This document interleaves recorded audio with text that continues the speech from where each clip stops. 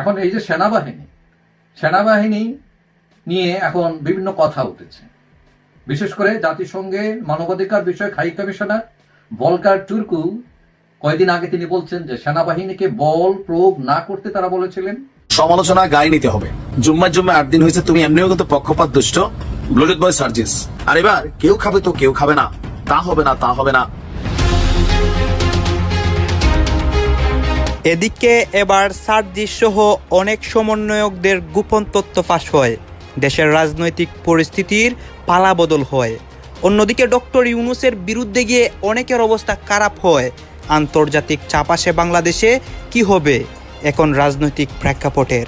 আমরা যখন গলা ধাক্কা দিয়ে ডক্টর ইউনূসকে বাংলাদেশের রাষ্ট্রীয় ক্ষমতা থেকে সরিয়ে দিয়ে নতুন ভাবে নির্বাচন করে রাষ্ট্রীয় ক্ষমতা আসতে চাচ্ছি, তখন ইউনূসকে হাতছানি দিয়ে ডাকছে জাতিসংঘের মহাসচিব হওয়ার জন্য। ডক্টর ইউনূস হচ্ছে না আগামী জাতিসংঘের মহাসচিব। সাবেক প্রধানমন্ত্রী শেখ হাসিনাকে ফেরাতে 14 জন কাজ করছেন কি? 14 জন উঠে পড়ে লেগেছেন শেখ হাসিনাকে কিভাবে ফেরানো যায় এবং বর্তমান সরকারকে কিভাবে উৎখাত করা যায়, সেরকম কর্মকাণ্ড ভেতরে চলছে। অনুসন্ধান কি সেরকমটাই বলছে? সরকার, বিএনপি, জামাত, নাগরিক সবাই মিলে প্ল্যান করতেছে। তাদের অ্যাক্টিভিটিতে বোঝা যাচ্ছে আওয়ামী লীগকে তারা এক করে রাখা মানে এদেরকে সভা করতে দিবে না, এরা মিছিল করতে পারবে না, এরা হরতাল করতে পারবে না, এরা নির্বাচন করতে পারবে না। এইটা হচ্ছে এক করে রাখা। শেখ হাসিনা ইন্ডিয়ার সোনার ডিম পাড়া হাঁস, সেই ডিম পাড়া হাঁস হারিয়ে ইন্ডিয়া ইসরায়েল সহ যারা এই ফ্যাসিজমকে বাংলাদেশের মানুষের উপর চাপিয়ে দিয়েছে, তারা আসলে পাগল হয়ে গিয়েছে।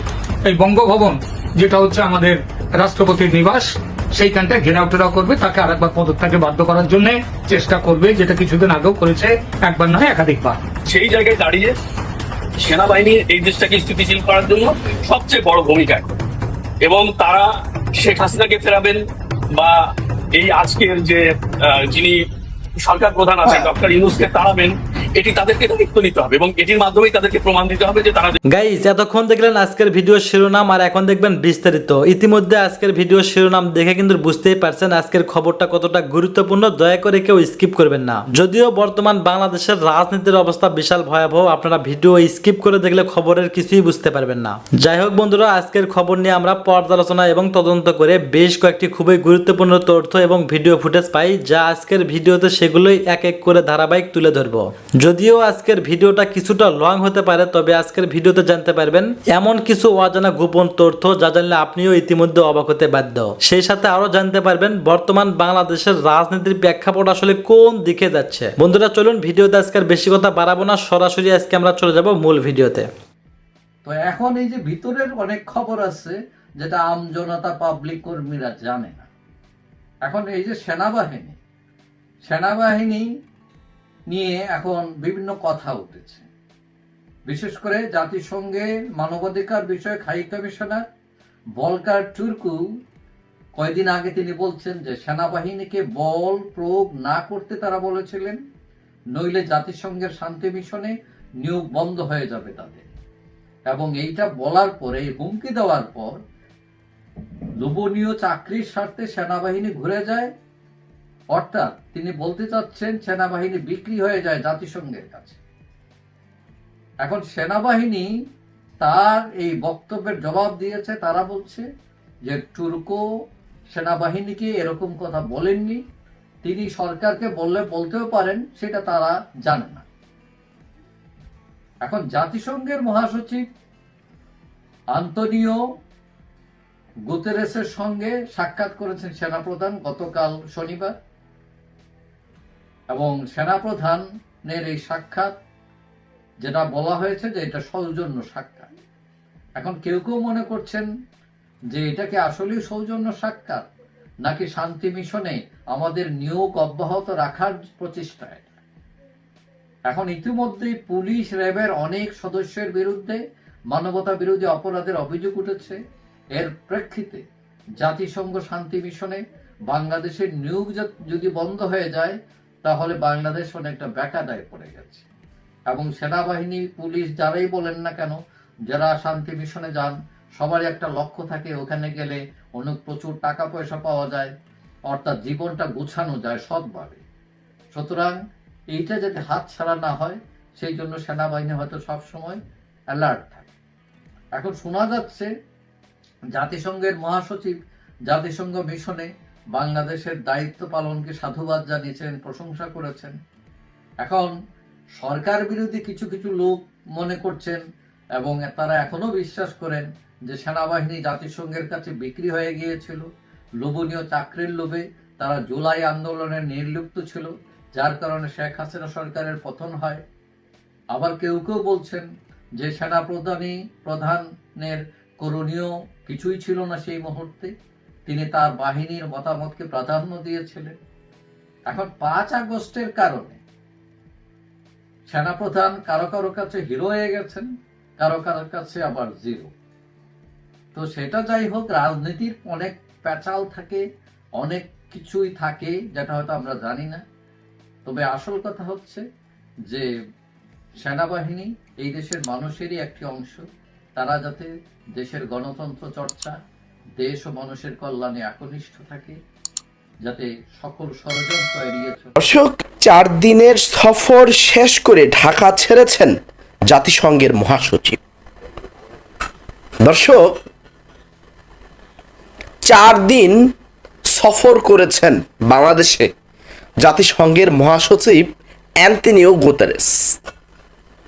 4 দিনে বাংলাদেশের রাজনীতির প্রেক্ষাপট নিয়ে, বাংলাদেশের সমসাময়িক পরিস্থিতি নিয়ে, বাংলাদেশের সংস্কার নিয়ে অনেক কিছু ইঙ্গিত দিয়েছে, অনেক বার্তা দিয়েছে, অনেক হুঁশিয়ারি দিয়েছে,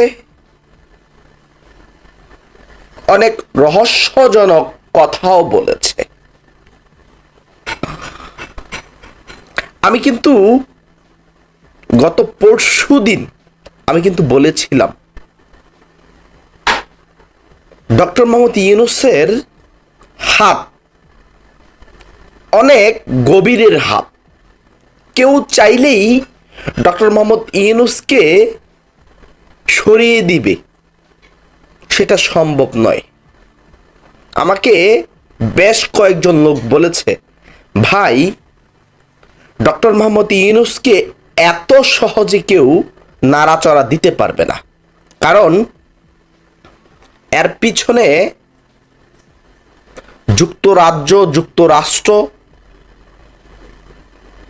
থেকে শুরু করে পশ্চিমা দেশগুলোর অনেক হাত রয়েছে। দর্শক, জাতিসংঘের মহাসচিব 4 দিন তিনি বাংলাদেশে ছিলেন। তিনি আজকে সফর শেষে তিনি ঢাকা ছেড়েছেন। আমি বলবো জাতিসংঘের মহাসচিব অ্যান্টনিও গুতেরেস তিনি অন্তর্বর্তীকালীন সরকারের কলিজাটা এত বড় করে দিয়েছে। ঢাকায় এসে আমাকে প্রশ্ন করতে পারেন, আরে ভাই তুমি কি পাগল, তুমি কি বলছো? আমি বলবো আমি পাগল না। জাতিসংঘের মহাসচিব অ্যান্টনিও গুতেরেস তিনি কিন্তু বলেছে বাংলাদেশে আগামীতে যত সংস্কার হবে সব সংস্কারকে সাপোর্ট করবে জাতিসংঘ, সব সংস্কারের পাশে থাকবে জাতিসংঘ। যারা জ্ঞানী লোক, যারা রাজনৈতিক পর্যবেক্ষক, তারা বুঝে গিয়েছে এই কথাটার অর্থ কি। অর্থাৎ এই কথাটার অর্থ হচ্ছে এত সহজে অন্তর্বর্তীকালীন সরকার, প্রফেসর ডক্টর মোহাম্মদ ইউনূসের সরকার বাংলাদেশে নির্বাচন দিবে না। একটা হাত পেয়ে গিয়েছে, একটা ভরসা পেয়ে গিয়েছে, একটা স্পেস পেয়ে গিয়েছে ডক্টর মোহাম্মদ ইউনূস সংস্কার করার। যেহেতু জাতিসংঘের মহাসচিব অ্যান্টনিও গুতেরেস তিনি বলেছে সংস্কারের পাশে থাকবে, সংস্কারের জন্য সহায়তা করবে জাতিসংঘ,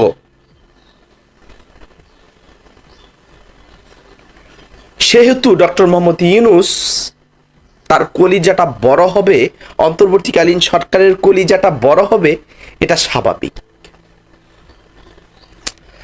তো দর্শক, আমি একটু পড়ছি।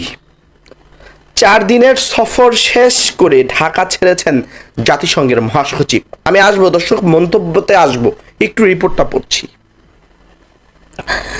4 দিনের সফর শেষে আজ রোববার সকাল 9:55 ঢাকা ত্যাগ করেছেন জাতিসংঘের মহাসচিব অ্যান্টনিও গুতেরেস। হযরত শাহজালাল আন্তর্জাতিক বিমানবন্দরে তাকে বিদায় জানান পরিবেশ উপদেষ্টা সৈয়দ রেজাওয়ানা হাসান ও প্রধান উপদেষ্টার রোহিঙ্গা ও অগ্রাধিকার বিষয়ক বিশেষ প্রতিনিধি ডক্টর খলিলুর রহমান। বিদায়ের আগে জাতিসংঘের মহাসচিব প্রধান উপদেষ্টা প্রফেসর ডক্টর মোহাম্মদ ইউনূসের সঙ্গে টেলিফোনে কথা বলেন এবং বিদায়ী শুভেচ্ছা বিনিময় করেন। ভাই, 5 আগস্টের পর থেকে বাংলাদেশে যেটা হচ্ছে, আমি কিন্তু সেটার পক্ষেই কথা বলেছি, যেটা বাস্তব কথা, যেটা লিগেল কথা, যেটা ন্যায়সঙ্গত কথা, সেটার পক্ষেই আমি কথা বলেছি। দেখেন, জাতিসংঘের মহাসচিবের মতো মানুষ, অ্যান্টনিও গুতেরেসের মতন মানুষ ঢাকা ছেড়ে যাচ্ছে, প্রধান উপদেষ্টাকে ফোন করে যাচ্ছে, আমি যাচ্ছি, শুভেচ্ছা রইল। ভাই, বিশ্বাস যান, প্রফেসর ডক্টর মোহাম্মদ ইউনূসের হাত অনেক বড় হাত, অনেক বড় হাত। প্রফেসর ইউনূসের জনবল কম থাকতে পারে বাংলাদেশে, কিন্তু বিদেশি শক্তি তার অনেক বড় শক্তি। বিএনপি যদি চায়, হাত পা বেঁধে অন্তর্বর্তীকালীন সরকারের নির্বাচন করে ফেলবে, সম্ভব নয়। আমি প্রথমে ভেবেছিলাম উল্টাটা, কিন্তু কিছু মারফতি কথা আমি অ্যানালাইজ করেছি, করার পর আমি এখন ক্লিয়ার হয়েছি, সম্ভব নয়, সম্ভব নয় কোনোভাবেই। প্রফেসর ইউনূসই। যাই হোক দর্শক, আমি একটু লেখাটা পড়ছি। 4 দিনের সফরে জাতিসংঘের মহাসচিব, প্রধান উপদেষ্টা ও অন্যান্য ঊর্ধ্বতন কর্মকর্তাদের সঙ্গে বৈঠক করেন। তিনি রোহিঙ্গা ক্যাম্প পরিদর্শন করেছেন, ইফতারও করেছেন রোহিঙ্গাদের সঙ্গে। এ সফরে অ্যান্টনিও গুতেরেস জাতীয় ঐক্য কমিশনের সদস্য, রাজনৈতিক নেতা, যুব ও সুশীল সমাজের প্রতিনিধিদের সঙ্গে গোল টেবিল আলোচনায় অংশ নেন, অর্থাৎ বৈঠক করেন। আমরা দেখেছি গতকাল রাজনৈতিক দলের নেতাদের সঙ্গে, বিভিন্ন সুশীল সমাজের ব্যক্তিদের সঙ্গে বিভিন্ন আলাপ, বিভিন্ন কথা বলেছে। ভালো, জাতিসংঘের মহাসচিব বাংলাদেশে এসেছেন। আমরা চাই বাংলাদেশের দল মত নির্বিশেষে বাংলাদেশ একটা উন্নত জাতিতে পৌঁছাক। বর্তমান 5 আগস্টের পর থেকে বাংলাদেশের যে একটা অবস্থা, যে একটা অরাজকতার অবস্থা, বাংলাদেশ দিন দিন বিপর্যয়ের মুখে যাচ্ছে। এই অবস্থা থেকে যদি আমরা ঘুরে দাঁড়াতে পারি, তাহলে অবশ্যই আমাদের গুড লাক। যাই হোক দর্শক শ্রোতা, ইতিমধ্যে আমার মনে হয় অন্তর্বর্তীকালীন সরকারের কলিজাটা এত বড় হলো সংস্কার করার ক্ষেত্রে। এখন আমার মনে হয় অন্তর্বর্তীকালীন সরকার নির্দ্বিধায়, নির্ভয়ে, বুক ফুলিয়ে তারা অনেকেই ডোনাল্ড ট্রাম্পরে বিশ্বমোড়ল বলেন, কিন্তু কাগজে কলমে কিন্তু বিশ্বমোড়ল জাতিসংঘের মহাসচিব অ্যান্টনিও গুতেরেস। যদিও এই মোড়ল সম্পর্কে অনেক ধরনের প্রবাদ বাক্য আছে বাজারে, যে উনি মোড়ল কিন্তু উনার অ্যাকচুয়ালি কোনো ক্ষমতা নেই। উনি একটা পদ নিয়ে বসে আছেন। বিভিন্ন ইউরোপিয়ান দেশে যেমন রাজা থাকেন, যেমন আমাদের সুইডেনে রাজতন্ত্র আছে, গণতন্ত্র আছে, বাট রাজা আছেন, রাজার কোনো কাজ নেই। যেমনটি আমাদের বাংলাদেশের মহামান্য রাষ্ট্রপতিরও এমন কোনো কাজ নেই, প্রধানমন্ত্রী দেশ চালান। তেমনি জাতিসংঘ এর যে মহাসচিব, এটা বিরাট একটা পোস্ট। বন্ধুরা, ওনার অনেক ক্ষমতা, উনি সেই ক্ষমতা কতটুকু কাজে লাগাতে পারেন বা কতটুকু কাজে লাগাবেন সেটা তর্ক সাপেক্ষ। ওনার ক্ষমতা আছে, উনি জাতিসংঘের মহাসচিব হয়েছেন, এমনিতেই নন। আর যে কোনো মানুষ তো আর জাতিসংঘের মহাসচিব হতে পারে না, উনি জানেন আপনারা। এই আন্তোনিও গুতেরেস একসময় পর্তুগালের প্রধানমন্ত্রী ছিলেন এবং অত্যন্ত শিক্ষিত মানুষ, এবং উনি বেশ সমাদৃত। এর আগে বান কি মুন ছিলেন, তারাও খুব সমাদৃত ছিলেন। ওনাদের একটা সম্মান আছে, ওনাদের কথার একটা দাম আছে। যতই আমরা বলি না কেন যে নখদন্তহীন বাঘ বা সিংহ, কিন্তু তারপরেও সিংহ। উনি বিশ্ব মরল না হলেও বিশ্বে তার একটা প্রভাব আছে। সেই গুদারেজ এসছেন আমাদের দেশে, আতিথেয়তা গ্রহণ করেছেন ডক্টর মোহাম্মদ ইউনূসের। উনি আজকে রোহিঙ্গাদের সাথে ইফতারি করেছেন, আপনারা দেখে সুন্দর পাঞ্জাবি পরে। কারণ উনি বারে বারেই বলছিলেন যে আমি সব ধর্মকেই, সব কালচারকেই সম্মান করি। সেই সম্মানের প্রদর্শন হিসাবেই উনি কিন্তু পাঞ্জাবি পরে আজকে গেছেন এবং উনি ইফতারি করেছেন। এবং শোনা কথা, আমি জানি না সত্যবত্তা, আগে শুনেছিলাম উনি নাকি রোজাও রেখেছেন। ডক্টর ইউনূস সাহেব রোজা রেখেছেন, নিজেই বলেছেন, ওখানে মিটিং করেছেন। সেটা মুখ্য বিষয় না। এর আগে ডক্টর ইউনূসের সাথে ওনার একটা দ্বিপাক্ষিক বৈঠক হয়েছে, সেখানে কথা উঠেছে বাংলাদেশ নিয়ে, বাংলাদেশের সার্বিক পরিস্থিতি নিয়ে এবং বাংলাদেশের এই সংস্কার নিয়ে। সেখানে এই বিশ্বমোড়ল বা জাতিসংঘের মহাসচিব অ্যান্তোনিও গুতেরেস বলে গেছেন বা বলে দিয়েছেন যে আপনি সংস্কার কাজের ব্যাপারে আমাদের পূর্ণ সমর্থন আছে। কথাটা মার্ক করবেন, আপনার সংস্কার কার্যাদির সাথে আমাদের পূর্ণ সমর্থন আছে। এখন জাতিসংঘের সমর্থন থাকা মানে কিন্তু একটা বিরাট ব্যাপার। এতে করে কি ইঙ্গিত করে? এতে করে এটা ইঙ্গিত করে না যে জাতিসংঘ চাইছে আপনারা সংস্কার করুন, আপনারা সংস্কার করতে যেয়ে যদি ইলেকশন পিছিয়ে দেন তাহলে আমরা আপনাদের সাথে আছি। মানে একটা বিরাট শক্তি ইউনূস সাহেবের মাথার উপরে হাত রেখে দিল। এটা আপনারা যেভাবেই নেন, যেই বলুন না কেন যে জাতিসংঘের মহাসচিব বললেই হবে কি না, উনি কে, উনার তো কোনো ক্ষমতাই নাই, উনি তো নামমাত্র মহাসচিব। উনি কী কাজ করতে পারছে, কোন দেশের যুদ্ধ কমাইতে পারছে, কোথায় কি করতে পারছে, এগুলো বলতে পারেন। তারপরেও উনি কিন্তু সিংহ। না থাকুক ওনার নখ, না থাকুক ওনার দন্ত, বাট উনি সিংহ।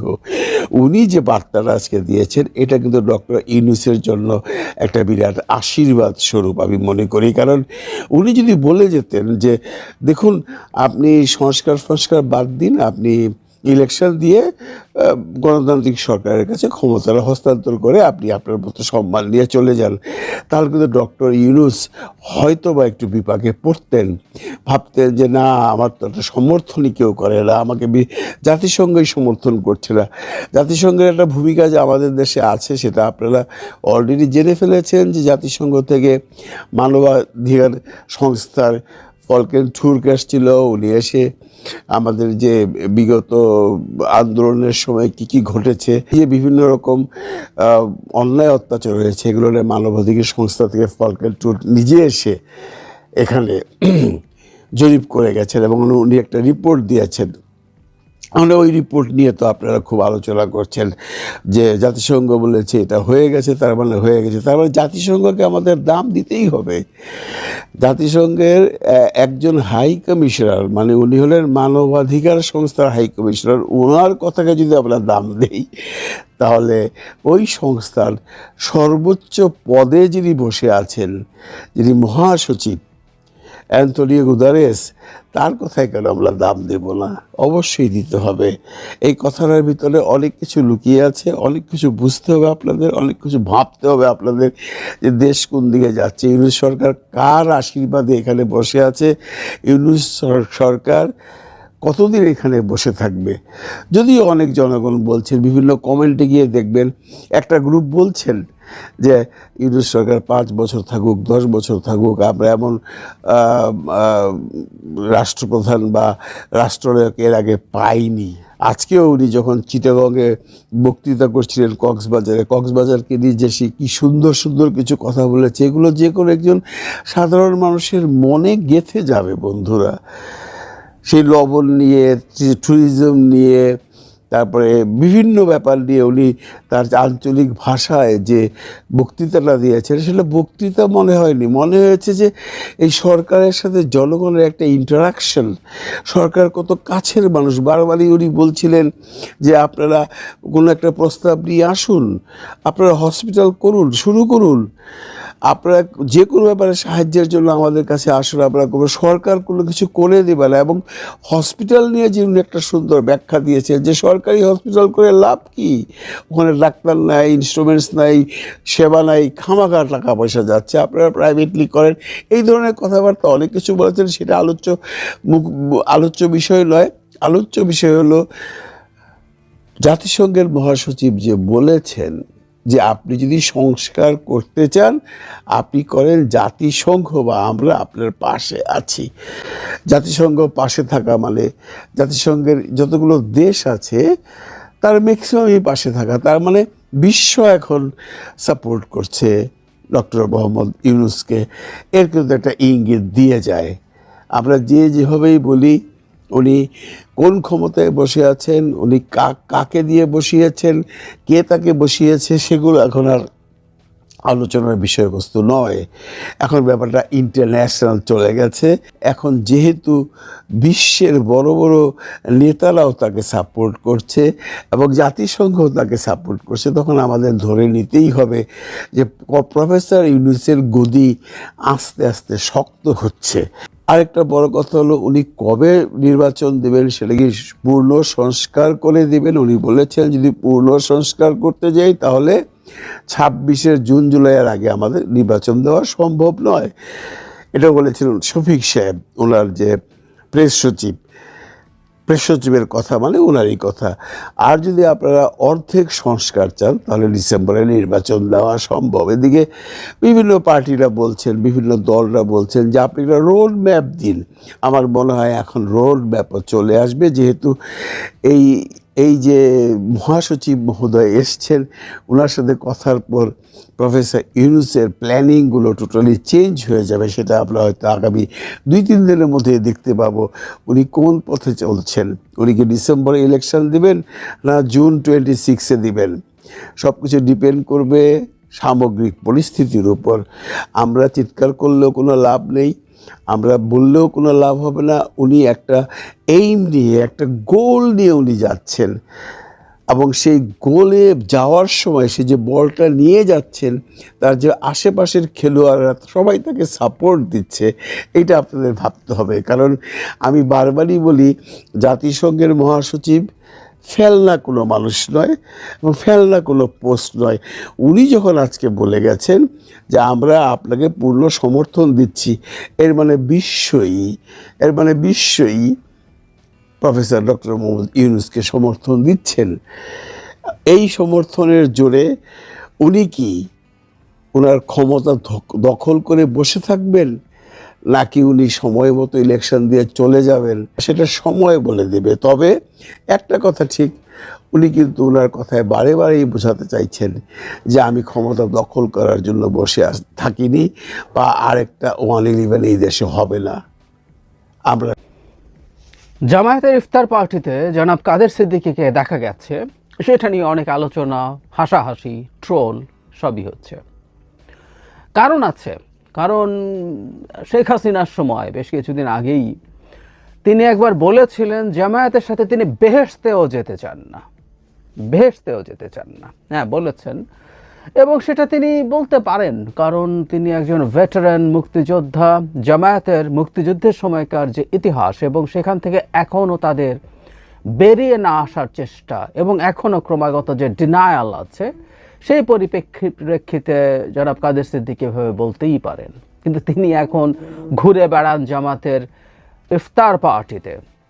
কারণটা কি? যেটা ধারণা করা যায় সেটা হচ্ছে জামায়াত তার মুক্তিযুদ্ধের সময়কার যে অন্ধকার ইতিহাস আছে, মানে সবচেয়ে কম যেটা যেটা তারা স্বীকার করে সেটাও ভয়ঙ্কর। আমি এটা নিয়ে একাধিকবার কথা বলেছি। মানে তারা যুদ্ধাপরাধের সাথে জড়িত না, তারা যেটা বলেন সেটা তর্কের খাতিরে যদি ধরেও নেই, তারপরও তারা ওই সময় নৈতিকভাবে পাকিস্তান মিলিটারি যে বর্বরতা চালিয়েছিল, বর্বরতার মাধ্যমে দুই পাকিস্তানকে একত্র রাখতে চেয়েছে, সেটাকে তারা সমর্থন করেছে। এটা ইটসেলফ বিভৎস অপরাধ।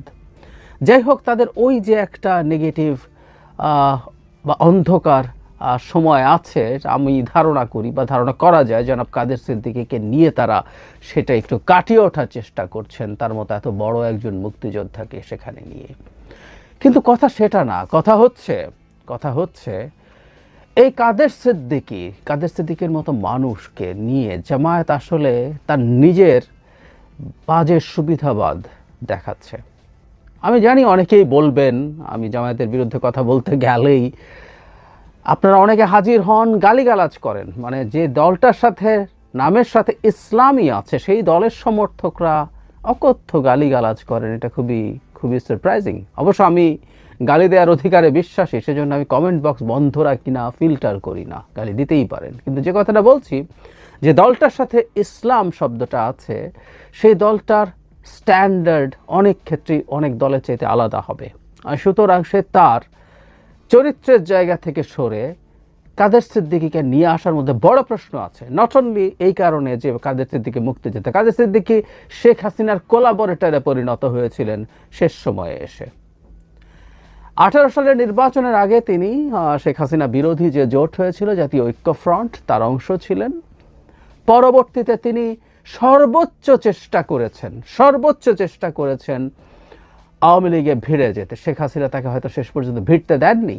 তিনি তার তাকে বোন ডেকেছেন, আবারও বোন বলেছেন তার জন্য জীবন উৎসর্গ করতে পারেন তিনি। হ্যাঁ, উনি বলেছেন। ইনফ্যাক্ট আমি তার এই কর্মকাণ্ড নিয়ে একটা ভিডিও করেছিলাম, সেই ভিডিওটা আমি যুক্ত করে দেব শেষে। কিন্তু আমি এটুকু বলতে চাই, কাদের সিদ্দিকীর মতো তথাকথিত রাজনীতিবিদ, তথাকথিত বলছি না, আসলে ধান্দাবাজের বেশি কিছু না, যখন যেখানে ধান্দা সেখানেই তিনি গিয়ে হাজির হন। উনি হয়তো এখন ভেবেছেন বিএনপিতে আবার গিয়ে হাজির হওয়া যাবে না, কারণ 18 সালের পর তিনি যা করেছেন হয়তো তার জায়গা হবে না। তাই জামায়াতের যেহেতু একটা জায়গায় দুর্বলতার প্রশ্ন আছে, সেখানেই তিনি গেছেন। এর আগে ইনফ্যাক্ট জামায়াতের ওন করা, মানে এটা ঠিক ফর্মালি বলছি না, ইনফর্মালি জামায়াতের পত্রিকা নয়া দিগন্ততে তিনি রেগুলারলি লিখেছেন। এখন ভেবেছেন যে এখানে যেহেতু জামায়াতের এই ব্যাপারে একটা দুর্বলতা আছে, যে জায়গাটাকে তিনি একজন বীর মুক্তিযোদ্ধা হিসাবে গিয়ে সেই জায়গাটায় তাদের সাহায্য করতে পারেন, জামায়াতের কাছ থেকে তিনি সেই এন্ডোর্সমেন্ট পাবেন এবং মেইন স্ট্রিম রাজনীতিতে আবার চলে আসার একটা মৌকা তার হবে। তিনি সেটা করছেন এবং জামায়াতের দায় হচ্ছে এই ভয়ঙ্কর মানুষটাকে তারা সেই সুযোগ করে দিচ্ছেন তাদের একটা অতীতকে কিছুটা হালকা করার জন্য। জামায়াত ভুল পথে আছে আসলে, এভাবে তার অতীত হালকা হবে না, বরং কাদের সিদ্দিকীর মতো সুযোগ সন্ধানী ধান্দাবাজদেরকে নিয়ে আসলে সে নিজে ক্ষতিগ্রস্ত হবে। আমি শেখ হাসিনা পতনের কিছুদিন পরেই কাদের সিদ্দিকীর তখনকার ধান্দাবাজি নিয়ে, তখন আবার তিনি নতুন করে যা বলছেন শেখ হাসিনাকে গালিগালাজ করছেন, সেগুলো নিয়ে তার অতীত সহ যোগ করে একটা ভিডিও করেছিলাম, সেটা একটু যোগ করছে এখানে। কাদের সিদ্দিকীর মতো মানুষগুলো যদি এদেশের রাজনীতির মাঠে না থাকেন, এদেশের রাজনীতির, এই রাষ্ট্রের ন্যূনতম কোনো ক্ষতি হয় না। বরং তার মতো মানুষ যদি মাঠে থাকেন, সেটা এদেশের রাজনৈতিক পরিবেশের ক্ষতি করে, ভীষণভাবে ক্ষতি করে। একটা প্রজন্ম যে রাজনীতি বিমুখ হয়ে উঠলো, এটা এখন না, ইনফ্যাক্ট আমরাও যখন ছোট ছিলাম আমরাও রাজনীতি পছন্দ করিনি, কিন্তু এভাবে স্লোগানের মতো করে আই হেট পলিটিক্স হয়তো আমরা বলিনি, কিন্তু রাজনীতি ভালো জিনিস না, রাজনীতিতে যাওয়া যাবে না, এই আলাপ ছিল। কিন্তু এখন এটা আই হেট পলিটিক্স স্লোগানের রূপ নিয়েছে। এবং রাজনীতিকে ঘৃণা করতে যদি তরুণরা শিখে থাকে, এখনকার প্রজন্ম শিখে থাকে, তার প্রধান কারণ এরকম কিছু তথাকথিত রাজনীতিবিদ যারা আসলে রাজনীতির আশপাশে নেই, তাদের কাজ হলো স্রেফ ধান্দাবাজি। এরকম একদম ধান্দাবাজ জনাব কাদের সিদ্দিকী নিয়ে কয়েকটা কথা বলা দরকার মনে করি। গতকাল তিনি বিরাট হুঙ্কার দিয়েছেন। অবশ্য তার আগে একটা কথা বলে রাখতে চাই, এভাবে তাকে নিয়ে কথা বলা খুবই মর্মান্তিক। আমার তার মুক্তিযুদ্ধকালীন যে রোল আছে, কত বড় মুক্তিযোদ্ধা উনি, একা একটা বাহিনী তৈরি করেছেন, লিড দিয়েছেন, দেশের ভেতরে থেকে যুদ্ধ করেছেন। এই বীরত্বের কোনো তুলনা হয় না। আমাদের ইতিহাস যখন লেখা থাকবে, কাদের সিদ্দিকীর মুক্তিযুদ্ধের বিরচিত ভূমিকা লেখা থাকবে, সেটার জন্য সেই পয়েন্টে তার প্রতি আমাদের শ্রদ্ধাও থাকবে। কিন্তু এরপরে এবং বিশেষ করে সাম্প্রতিক সময় উনি যা করছেন, এটা খুব বাজে। মানে আমি কিছু শব্দ ব্যবহার করতে গিয়েও হয়তো করছি না। একজন বয়স্ক মানুষ,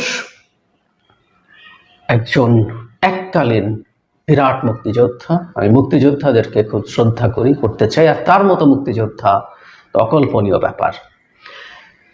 জনাব কাদের সিদ্দিকী গতকাল বলছেন 16 থেকে 17 বছর শেখ হাসিনার নেতৃত্বে দেশটা ভালো চলেনি, যত কিছু অন্যায় হয়েছে তার 90% শেখ হাসিনা আর 2-4 জন বাধ্য হয়ে বাকিটা করেছে। এটা কিন্তু উনি বলছেন, আমি পুরো কন্টেন্টটা পড়ি। সমাজটাকে বদলাতে হবে, অল্প কদিনের মধ্যে একটা বিরাট পরিবর্তন এসেছে, এটাকে মহাবিপ্লব বলা চলে।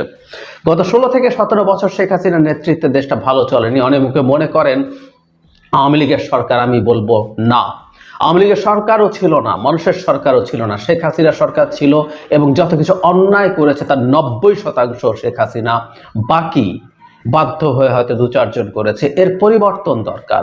এই বিপ্লব যদি ব্যর্থ হয় তাহলে ভবিষ্যৎ বাংলাদেশের জন্য অন্ধকার। সেজন্য বৈষম্য বিরোধী জনতার আন্দোলনের সফলতা ধরে রাখতে হবে। সেখানে আমাদের সন্তানদের জীবনদান আল্লাহ গ্রহণ করুক, সে বিশেষ ব্যক্তি হোক যার দ্বারা আমাদের আইন শৃঙ্খলা ফিরে আসুক। মানে এই ভদ্রলোক এখন আসলে সরকারের সাথে মিশে যেতে চাইছেন এবং তার ভবিষ্যৎ ঠিক করতে চাইছেন। আমার প্রায় মনে হয় রাজনীতি যদি কিছু করার না থাকে রিটায়ার করুন, নাকি রাজনীতি করা ছাড়া ধান্দা করা যাবে না বলে আসলে এই মানুষগুলো রাজনীতি থেকেও সরে যেতে চান না। কেন বলছি? 2022 সালে তিনি প্রধানমন্ত্রীর সাথে দেখা করেছেন। প্রথম আলোর হেডলাইন, প্রধানমন্ত্রীর সঙ্গে কাদের সিদ্দিকীর সাক্ষাৎ, ক্ষমতাসীনদের সঙ্গে ভেড়ার গুঞ্জন, উনি ভিড়বেন, এরকম একটা খবর এসছে। এরপর 23 সালে আবার দেখা করেছেন, এবার সপরিবারে দেখা করে হেডলাইন পড়ছি, বোনের মর্যাদা রক্ষায় জীবন দিতে পারি। ওনার বোনের মর্যাদা রক্ষায় জীবন দিতে পারেন কাদের সিদ্দিকী। 23 সালে এসে ঘোষণা করছেন। 22 সাল থেকে শোনা যাচ্ছিল উনি আসলে ভিড়ে যেতে চান। তাকে ভেড়ানো হয়নি, উনি আওয়ামী লীগে নেই, মানে আসলে ওনাকে নেওয়া হয়নি। আওয়ামী লীগের কাছে কাদের সিদ্দিকীর মতো লোক রিডান্ডেন্ট হয়ে গেছে, মানে উনি আওয়ামী লীগ তাকে নেয়ারও যোগ্য মনে করেনি। এরপর একই সালে, মানে 23 সালে অগাস্টের 30 তিনি বলছেন প্রয়োজনে আরো 10 বছর শেখ হাসিনা ক্ষমতায় থাকুক। কৃষক শ্রমিক জনতা লীগের সভাপতি কাদের সিদ্দিকী বলেছেন, রক্ত দিয়ে বাংলাদেশ স্বাধীন করেছে, আমরা এই দেশকে কোনোভাবেই পাকিস্তান বানাতে দেব না। এতে যদি শেখ হাসিনাকে আরো 10 বছর ক্ষমতায় থাকা লাগে, শেখ হাসিনা থাকবে। 23 সালে বলছেন কাদের সিদ্দিকী।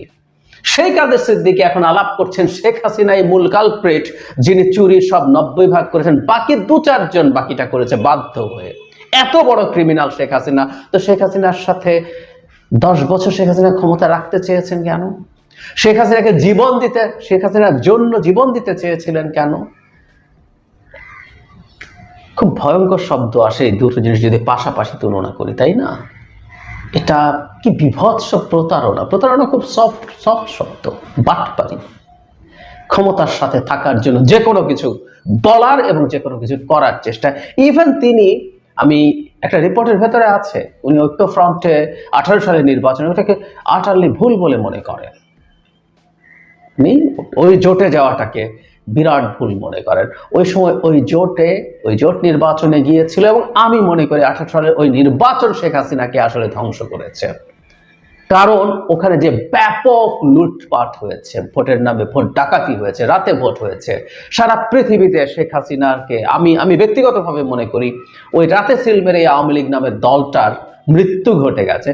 খুব সিগনিফিক্যান্ট ছিল, কিন্তু উনি ওটাকেও সঠিক মনে করেন না। ঐক্যফ্রন্টে থাকা আর কি, নির্বাচনে যাওয়ার কথা না, ঐক্যফ্রন্টে থাকাটাকে সঠিক মনে করেন না পরে, কারণ ওনাকে তখন নাকে খত দিতে হবে আওয়ামী লীগের কাছে। তাই উনি কেন ঐক্যফ্রন্টে গেছেন সেটার বিকল্প এবং এরপর দেখা করা, পরিবার নিয়ে যাওয়া, শেখ হাসিনার জন্য জীবন দেয়া, প্রয়োজনে আরো 10 বছর শেখ হাসিনা ক্ষমতায় থাকবেন। শেখ হাসিনা আশা করি উনি যদি বেঁচে থাকতেন 10 বছর থাকতে করতেন এবং উনি চেটেই যেতেন যাতে উনাকে দলে নেওয়া হয়। উনি চেষ্টা করেছেন, এটা আমরা ইনফর্মালি জানি, অন্তত আমাদের সামনে যে ভিজিবল স্টেটমেন্টস সেগুলোতে বোঝা যায়। এখন আবার শেখ হাসিনা এত খারাপ হয়ে গেল, এত গালিগালাজ শেখ হাসিনাকে কেন? কারণ এখন উনি ভিড়তে চান এই যে অন্তর্বর্তীকালীন সরকার আছে এবং ভবিষ্যতে যে সরকার আসবে সেও তো অন্তত শেখ হাসিনার সমর্থক কোনো সরকার হবে না, সেই সরকারের নজর কাড়ার জন্য।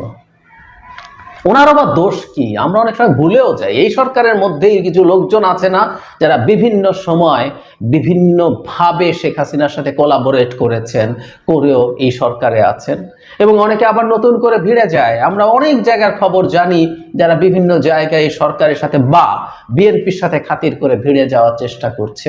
এই দেশে এগুলো হয়। কিন্তু কাদের সিদ্দিকীর মতো মানুষরা যদি আবার রাজনীতিতে এভাবে ফিরে আসতে পারে, উনি ওনার শেখ হাসিনা ওনার বোন বলেন, ওনার বোনের আদর্শের প্রতি সমর্থন নিয়ে যদি রাজনীতি করতে চান উনি করুন গিয়ে। এই দেশে তার রাজনীতি করার সেই অধিকার তো আছেই, কিন্তু গালি দিয়ে এখন আবার ক্ষমতার সাথে থাকতে চাওয়া অ্যাট এনি কস্ট নোংরামি। এবং এই রকম মানুষদের জন্যই রাজনীতির প্রতি ঘৃণা জন্মে ইয়াংদের। তারা আই হেট পলিটিক্স বলে এবং এই বিরাজনীতিকরণের যে প্রসেস বা সাহস অনেক সময় অনেকের হয় just because of this people. রাজনীতি মানেই ক্ষমতায় যেতে হবে, গিয়ে ধান্দাবাজ। ধন্যবাদ প্রিয় দর্শকবিন্দু, আমাদের ফুল ভিডিওটি দেখার জন্য আপনাকে জানাই অসংখ্য ধন্যবাদ। তো বন্ধুরা, ইতিমধ্যে আমাদের ফুল ভিডিওটি দেখে আপনারা বুঝতে পারছেন আজকের ভিডিওটা কি নিয়েছিল এবং কি টাইটেল এবং কি থাম্বনেল ছিল, এটা কিন্তু আপনারা ইতিমধ্যে বুঝতে পারছেন। এই সমস্ত বিষয় নিয়ে আপনাদের কি মন্তব্য অবশ্যই কমেন্ট বক্সে কমেন্ট করতে ভুলবেন না। আর হ্যাঁ, এমন নিত্য নতুন আপডেট খবর সবার আগে পেতে চাইলে এখনই আমাদের এই পিচ্চি সাকিব ইউটিউব চ্যানেলটি কিন্তু সাবস্ক্রাইব করতে ভুলবেন না। বন্ধুরা, ভিডিওতে আমরা নিজস্ব কোনো কথা বলা হয় না, যা কিছু দেখছেন যা কিছু শুনছেন সব কিছু কিন্তু সোশ্যাল মিডিয়া থেকে নিয়ে সংগ্রহ করা। ধন্যবাদ।